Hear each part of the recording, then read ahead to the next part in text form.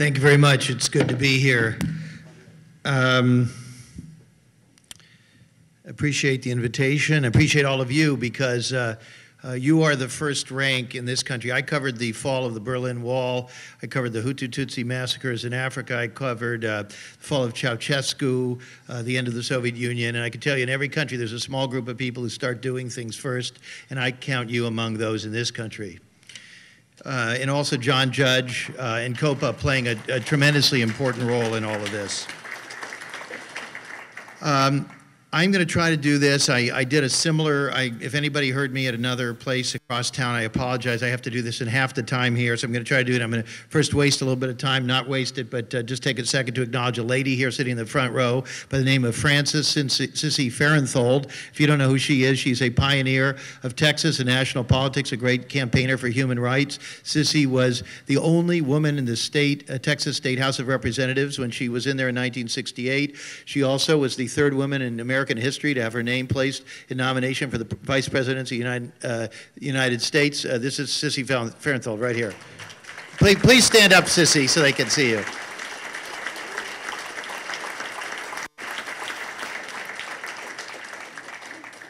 She didn't know I was going to do that. Okay.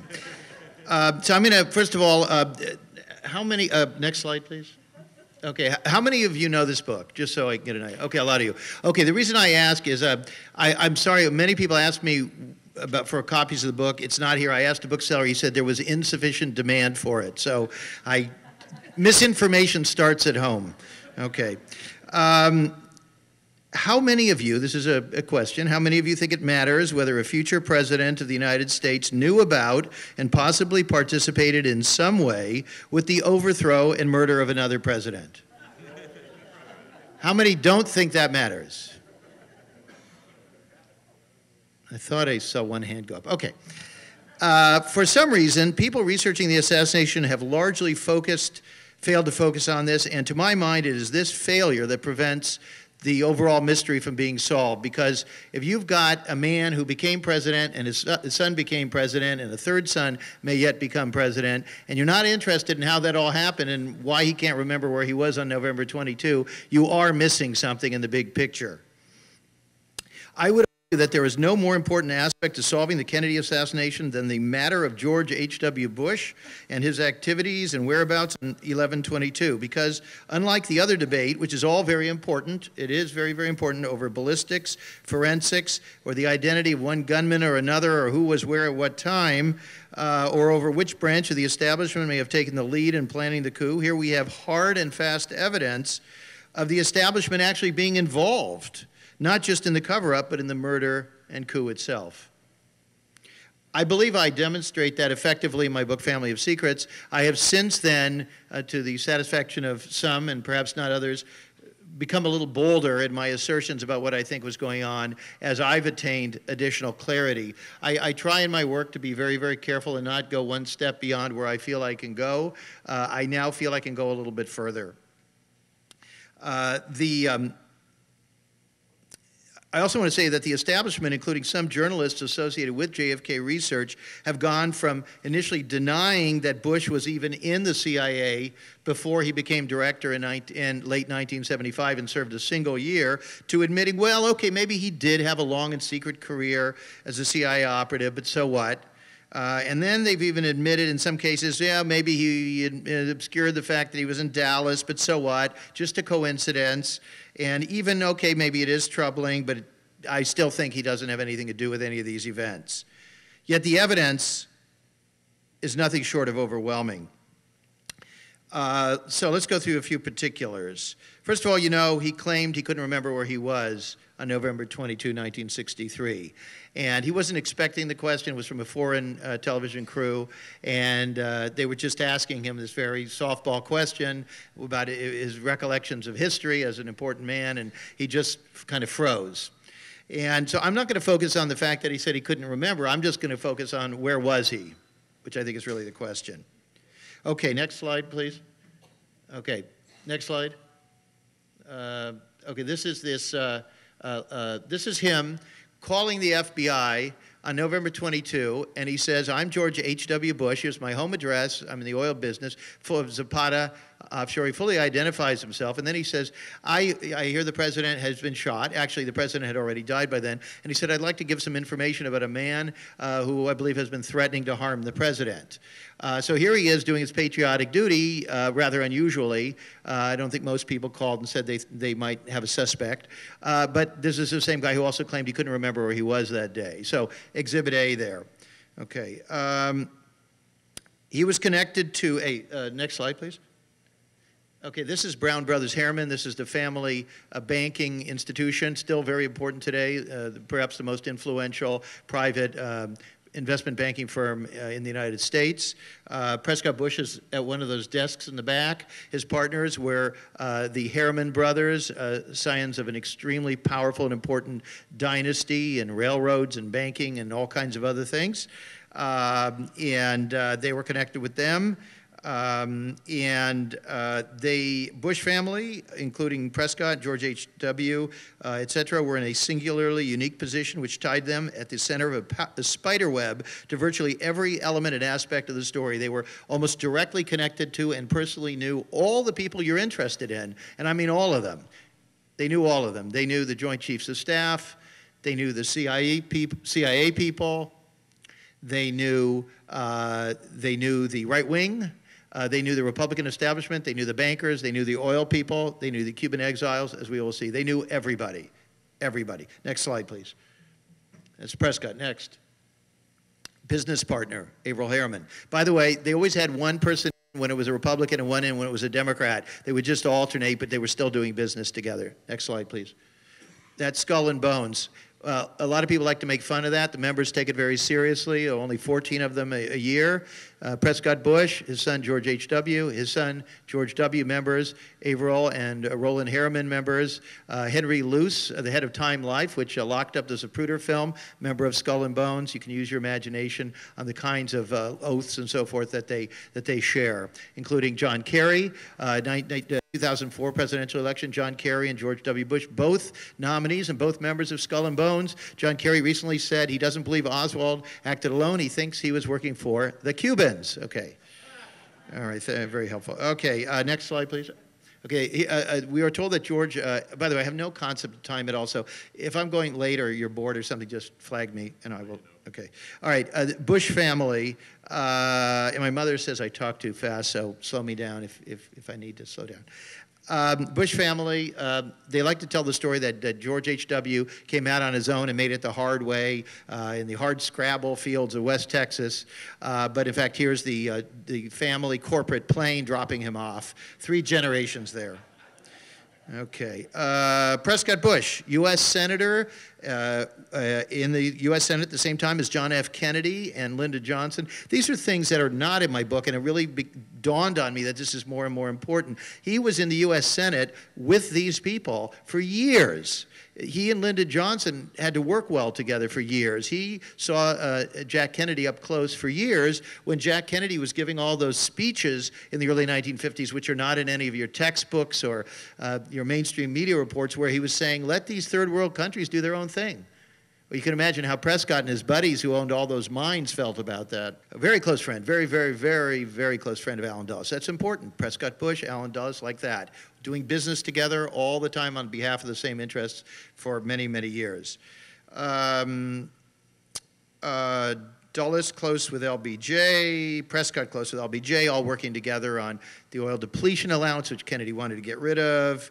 Okay. Next slide, please. Dulles with Lyndon Johnson down on the ranch. Dulles always wears a suit, I guess. Okay.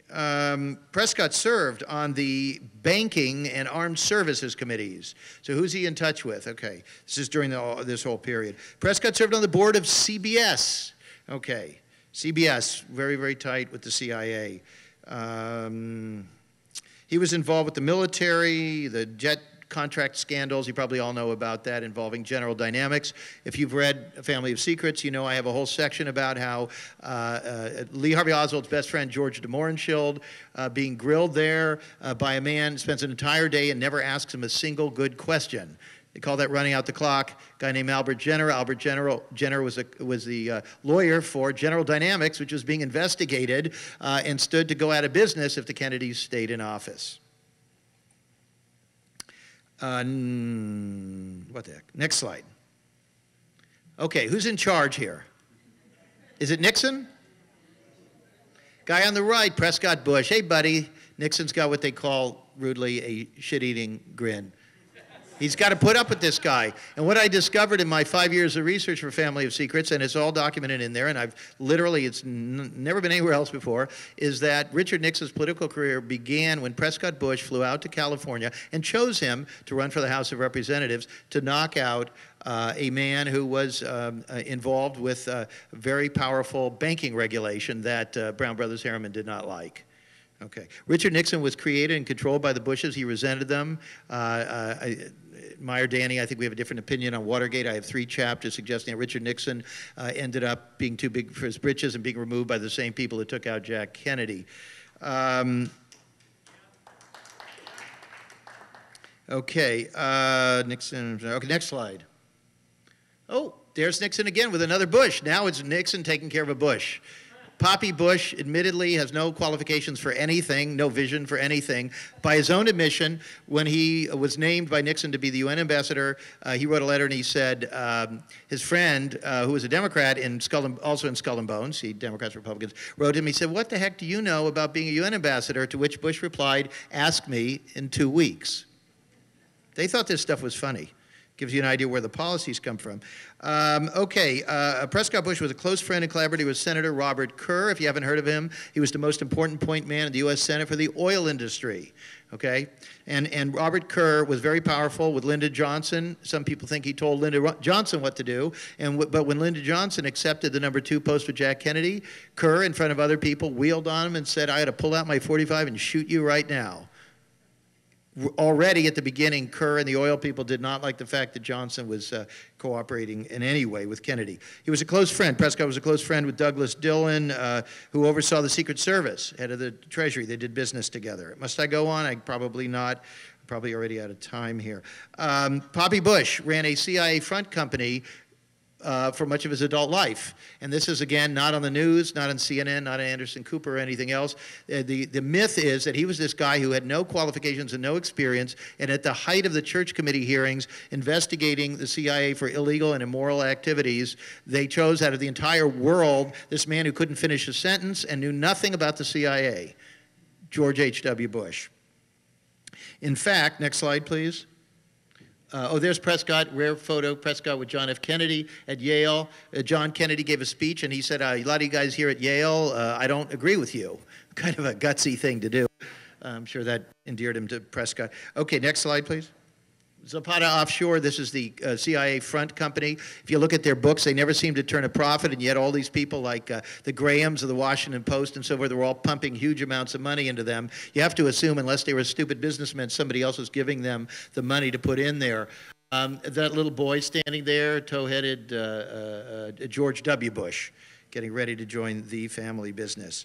Okay, 1962, Prescott Bush, already running for re-election, already has campaign headquarters, suddenly announces he's withdrawing from the race. The reason doesn't really sound right to anybody, but his son, George H.W. Bush, in the oil business, suddenly gets into Texas politics. Both of them take radical shifts in their lives early 1962. That's important.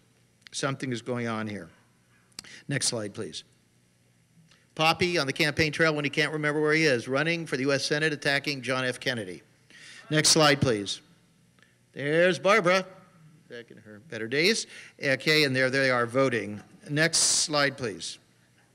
Okay, so this is George de Mohrenschildt. You all know about him. I wrote about him extensively in Family of Secrets. Subsequently, additional books on de Mohrenschildt have come out. I don't fully agree with their conclusions about him. I would say unequivocally that he was an American intelligence asset of some great significance. He was the guy who spent about half a year out of the year before the assassination basically taking Lee Harvey Oswald to the dentist and babysitting and all these other things. He was a staunch anti-communist, and therefore, of course, he was endeared to the pro-communist Lee Harvey Oswald. He said that the reason he did it was because he was asked to do it by this man, J. Walton Moore, the head of the CIA contact office in Dallas. He said, he asked him, would you just keep an eye on this Oswald guy? And he said, okay. All right. Next slide, please. Those are the de Mohrenschildt. Mrs. de Mohrenschildt worked at a clothing company with her good friend Abraham Zapruder. Okay, we don't have time to get into that. Some other time, I'll tell you what I think. Next slide, please. D. Harold Bird looks like a nice guy. He owned a building called the Texas School Book Depository. He was a very big guy in the oil business, and he employed all kinds of people. He was a good friend of George de Mohrenschildt, Oswald's friend.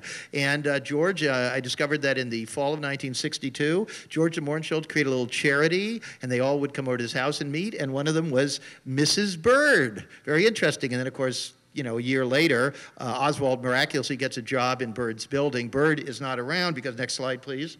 Oh, wait, yeah, go next slide, please. Okay, he's off hunting in Africa. Big game hunter, never went abroad before, suddenly decided to go to Africa. He, later on when he came back, he asked for take the window out that Oswald supposedly shot from, and he kept that as a trophy. No fan of Kennedy. Go back one slide, please. Okay, there we are. This is something called the Louisiana Civil Air Patrol. That was a paramilitary group started by the Rockefellers and the local chapter, D. Harold Bird. And here we see a couple of guys on the left. His name is David Ferry with the circle around him, a character in the Kennedy assassination, a CIA operative. And on the right is Lee Harvey Oswald. Okay. Okay, so Bird runs this outfit. Bird owns the building. Okay, I don't do any more with that.